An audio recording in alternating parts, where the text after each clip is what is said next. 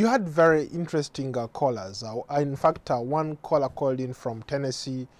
He was talking about the situation in Burundi, but he tied it to the situation in Rwanda, where the U.S. is talking about term limits, insisting that President Nkurunziza shouldn't run for a third term. And yet in Rwanda, the president in Rwanda has managed to somehow to convince the population that he's still the right guy. Was there some kind of pushback from the Assistant Secretary of State? I think she was very clear.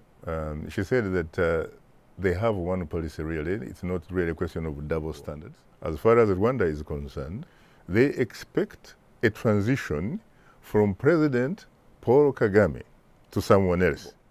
And so she said that the fact that they don't talk about these things sometimes on television and whatever doesn't mean that they are not engaging those players who happen to be their allies on the ground. You asked the Assistant Secretary of State if the U.S. government can change its policy towards leaders who change constitutions. What were you trying to get across?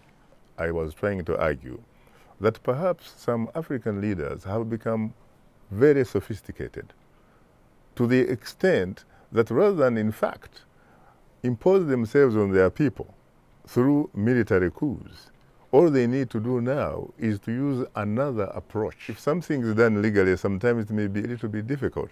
But I think, frankly, what is needed is a consensus in the international community that nobody is going to benefit personally or politically by changing the very constitution that they sought to protect, to defend, and to preserve.